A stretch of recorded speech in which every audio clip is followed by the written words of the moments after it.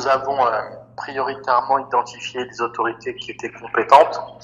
Depuis Alger, on s'est rendu compte, on a été orienté vers le parquet militaire de la wilaya de Tlemcen et nous avons pris attache avec eux via un confrère local. Après, nous avons transféré toutes les démarches au consul marocain de Sidi Bel Abbès, qui est le consulat territorialement compétent.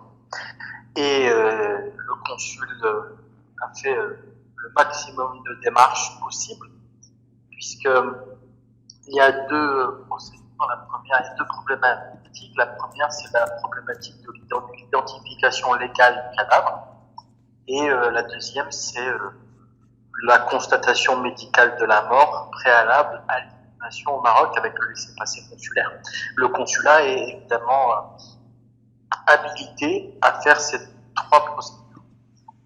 Et le consul a lancé ses équipes sur le sujet et a contacté toutes les autorités normales, c'est-à-dire celles du ministère des Affaires étrangères, mais aussi les autorités locales, et notamment le parquet militaire, et on ne lui a jamais répondu.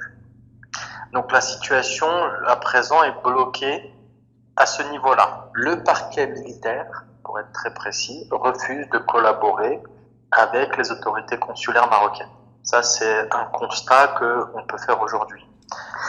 Et la dernière démarche que nous avons essayé, alors nous avons également envoyé une lettre ouverte au président de la République algérienne. Nous l'avons envoyée à une dizaine de médias algériens. Aucun n'en a fait état. Aucun n'a reproduit la lettre, aucun n'en a parlé. Et aujourd'hui, profitant du retour de la famille Mchioura en France, j'ai sollicité très officiellement une audition auprès de l'ambassadeur algérien en France pour essayer de débloquer la situation. La famille Mchioura, à ce jour, elle est toujours éplorée, avec une douleur qui est grandissante, parce qu'elle elle subit les affres du temps qui passe, sans avoir en ayant, été privés de leur deuil.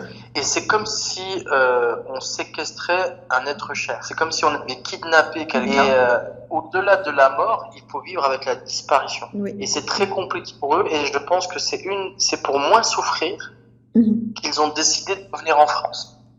Oui. Parce que prendre de la distance physique permet aussi de prendre de la distance avec sa propre souffrance. Et depuis la France, ils n'abandonnent pas le combat, puisque je vous ai dit, ils sont rentrés il y a 2 jours, et puis on est déjà en train de faire les formalités auprès des autorités algériennes qui sont en France. On a demandé un rendez-vous aujourd'hui avec l'ambassadeur.